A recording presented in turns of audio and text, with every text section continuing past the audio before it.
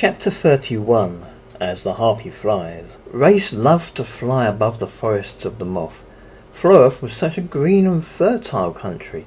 It was a beautiful land. After spending more than a year stuck in the city of Goldspawn with little hope that he would ever be able to return, it felt good to be back. This was Reyes' real home.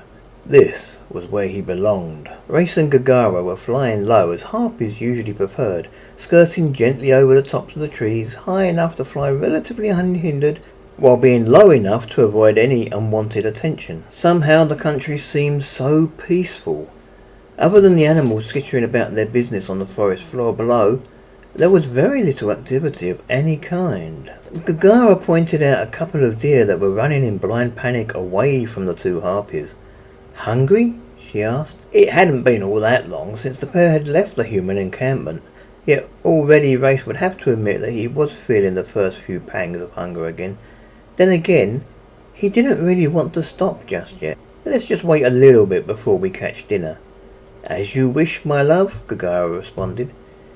Reyes couldn't help but think how strange it was that everything seemed to be so peaceful. It was hard to believe that this country was under attack by a foreign power when the only life in sight was that of the forest. The majority of the Elven army had already pushed further south into the dukedom of Carlis. As it had passed through this land, the invading army had left small pieces of itself behind to keep control of the local population. At the moment, the locals were being restricted in their movements. They weren't being allowed to venture out of their villages, and in some cases, they weren't being allowed to leave their houses. Reyes and Gaggara flew at a casual pace, travelling at no more than 10 to 12 miles an hour. This was an ideal speed for Reyes, not too fast so that he would tire quickly, and yet fast enough that they ought to reach the capital long before the elves did. "I hope you know where you're going," Gaggara called to him. Reyes looked over his shoulder at her and pointed at the road below them. "That's the King's Eastern Highway," he called back. "It leads all the way to the human capital. If we follow that, we can't go wrong." The forests of the moth eventually came to an end. Reyes and Gaggara found themselves flying across a large river that Reyes assumed was probably the Fisher. It was a natural boundary that marked the southern border of the moth with the northern border of Carlis. There were a number of small bridges across that river, including an impressive brick one for travellers using the King's Eastern Highway. For the two harpies, it was little more than a landmark. Reyes would have to admit he wasn't too happy flying across any river. Any body of water scared him. He tried to convince himself that it was because the river was so open while they were passing over it. There was no tree cover. If some human hunter, or maybe even a soldier and archer, had managed to get behind the elven lines, he could be lying in wait on the other side of the river, bow at the ready. It would only take one arrow to strike his wing to force Reyes to plunge into the river and drown. "Are you all right?" Gaggara asked, concerned. Clearly she could tell something was bothering him. "I'm fine," Reyes replied weakly. He swallowed deeply, and then tried to give Gaggara a reassuring smile. By her expression it was clear that she wasn't buying it, but she didn't challenge him further. Carlis was larger than the moth. In fact, it was nearly twice the size. It had two major cities, both sitting on the King's Eastern Highway. The largest and most northerly of these two cities was called Lindholm, and it was the capital of Carlis. Lindholm was a very large city. It was close to 5 times the size of Leamington. They were at least 5 miles short of the city when Gaggara flew down and took a perch in one of the trees. Reyes followed her and landed on the same branch. "I'm hungry," she explained.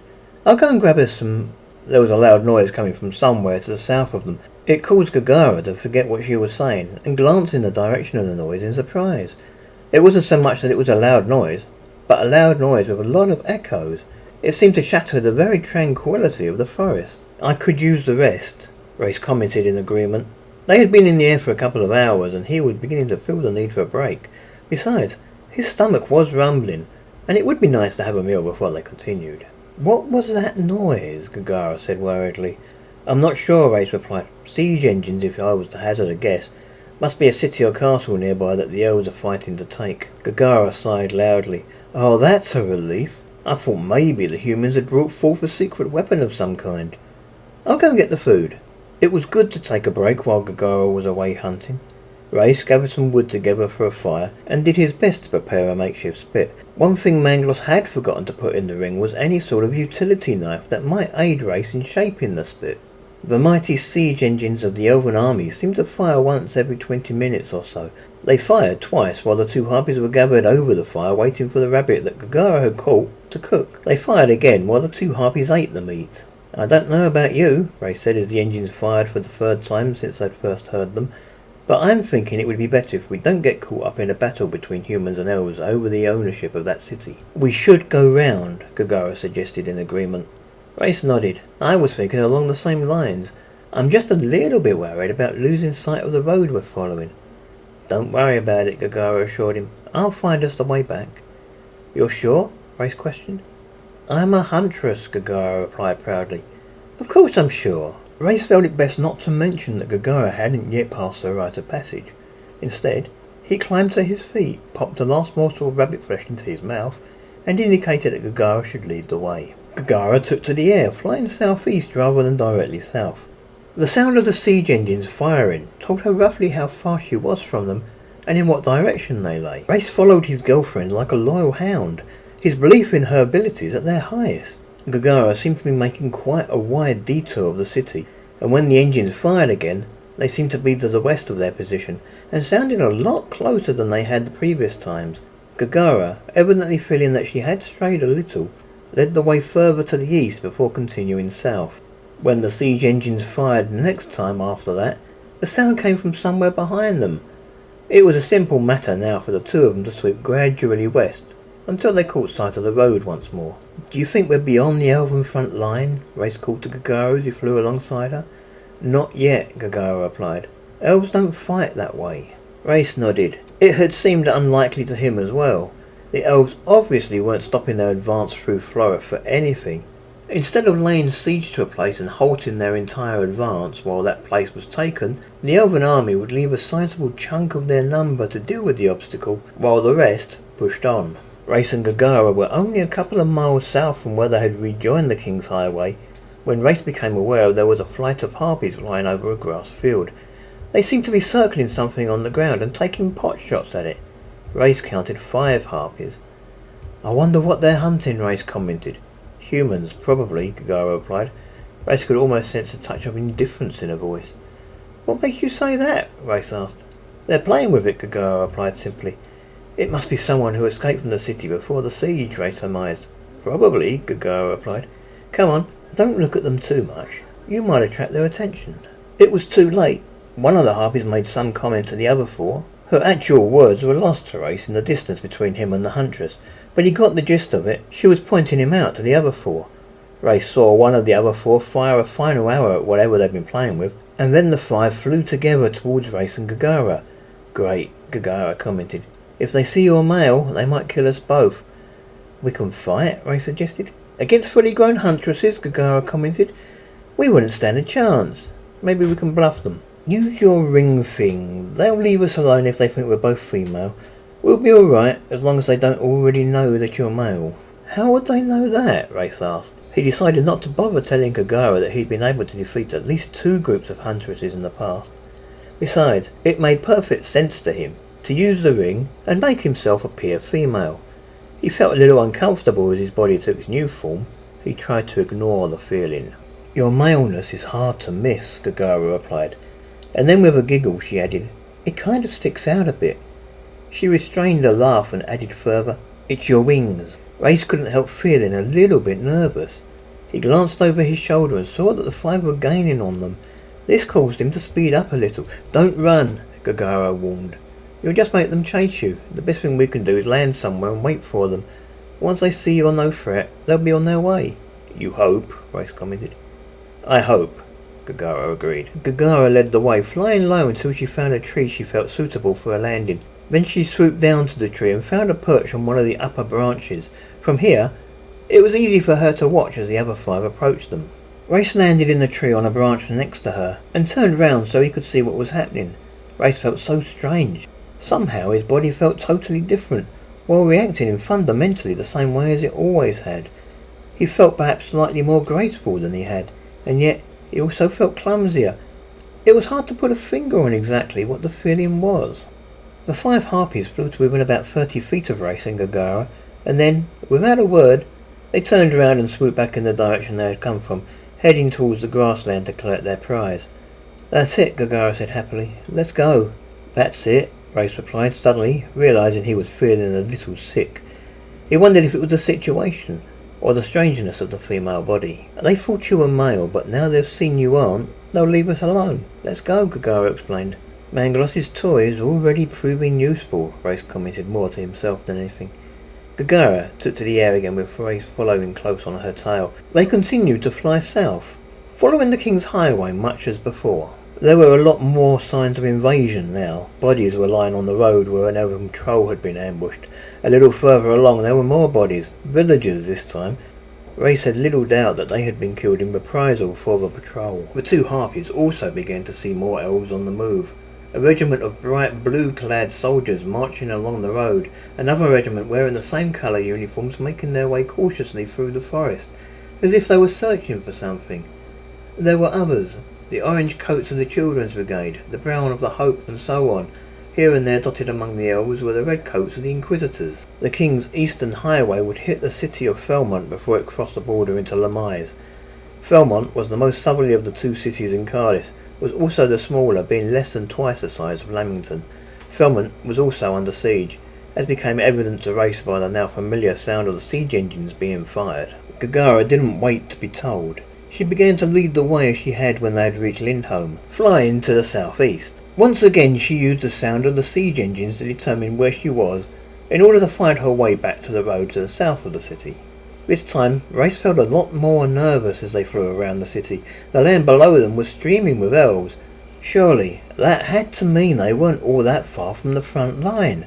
At any moment, he and Gaggara might easily find themselves flying over the heads of a regiment of human archers, a prospect that Reyes didn't relish in the slightest, assuming that the elves simply didn't use them for target practice first. Once they were beyond Felmont, the two Harpies continued to follow the road south as before. This time Reyes was very aware of how busy the road was. It wasn't just the occasional regiment of blue soldiers marching along the road south of Felmont, but an entire column, regiment after regiment of blue-coated soldiers, an endless procession of military might, all marching in unison, using the human-built road to push their forces south even faster. Reyes didn't notice the point at which he and Gaggara crossed the border into the Dukedom of Lamais. Unlike the border with the Moth, Cardiff's southern border with Lamais had no natural boundary. Reyes was too busy watching the elven soldiers below them as they marched to the front to pay much attention to anything else. He knew that when he was no longer passing over the heads of soldiers such as these, they would be flying over land still held by humans. That, he thought to himself, was when things were really likely to get dicey. It was late in the afternoon with the sun quite low in the sky as Reyes and Gaggara flew over the last regiment of elves. They were the soldiers at the head of the elven army, spearheading the way into enemy territory. Reyes couldn't help but think that if it came to battle, these soldiers would be among the first to die, yet they marched as proudly as the rest as they pushed their way ever deeper to the south. That was it. The front line of the elven army wasn't a skirmish line as Reyes had expected. It was a regiment of elven soldiers marching proudly into human territory as if they already owned it, and meeting very little or no resistance. Reyes and Gaggara kept going. They flew on beyond the front of the elven army, sticking close to the road as if it was their intent to scout out the path ahead for the oncoming soldiers, in the same way that Harpies were often employed. "This is it," Gaggara commented. "Enemy territory." "Right," Reyes replied, feeling nervous but trying not to sound it. They flew on for about another half an hour. The people of Lamais really didn't seem to be ready for this invasion. There was no sign of anyone preparing any sort of defences against the approaching invaders. Some of the peasants they flew over were armed with bows, and one of them even took a pot shot at them. But for the most part, they just fled in panic at the sight of the two Harpies. For Reyes, being shot at was the final straw. He waited until the peasant they had shot at him was no longer in sight, and then he landed on the highway. "What is it?" Gaggara asked. He landed beside him and glanced round nervously at the trees. Reyes leaned just a little to kiss Gaggara. Then he used the hammerstone and changed his appearance. Now he looked human, wearing the clothes of a young gentleman. Almost immediately he reached out and patted the hindquarters of a sleek black horse that suddenly appeared in front of him. "It's time to change our mode of transport for a while, and give our wings a chance to rest." "I can't ride a horse," Gaggara said worryingly. "Will it hurt my baby?" Reyes thought for a moment, unsure. "I don't think so. Just hold on to me and I'm sure everything will be all right." "No," Gaggara said defiantly. I think I'll fly. I can check the way ahead is clear for you. There'll be no need if we both look human, Reyes replied. He handed Gaggara the ring that he had come to know as Agnar's ring. We'll fit right in. Gaggara looked at the ring suspiciously, but it was clearly the horse she was most worried about. I'll fly, she insisted. She handed the ring back.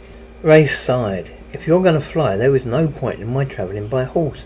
We might as well both fly. He returned the horse, ring and clothing to the Hammerstone, before returning himself to his natural form. It'll be dark soon. Let's rest here until then. The night will help to hide us. Tomorrow, though, we will need to travel in disguise. I don't plan to travel through Borton looking like a harpy. Not in broad daylight. You are a harpy, Gaggara replied. We don't want the world to know that. Not the human world, anyway. That's kind of the point, Reyes told her. Gaggara laughed. We'll talk about it tomorrow. For now, I'll go and grab us something to eat quick. Why don't you get the fire going? Reyes nodded. He looked about himself and then indicated the forest. I'm not going to make camp here. Someone might come along the road and find us. I'll duck into the forest and find us a suitable clearing. Okay, handsome, Gaggara replied. I saw a farm about a mile back. I won't be long. Do you fancy duck for dinner? A farm? Reyes thought about protesting, but he realised that with the elves on their way, Gaggara wouldn't really be stealing from the farmers so much as preventing the elves from getting the food. Perhaps it was a weak argument, but right now Reyes was too tired and too hungry to think much about it. Be careful. The farmer might be armed. I'll be careful, Gaggara assured him. Don't hurt the farmer, Reyes insisted. I'll try not to, Gaggara responded. Then she was in the air heading back towards the farm and the general direction of the peasant that had taken a shot at him.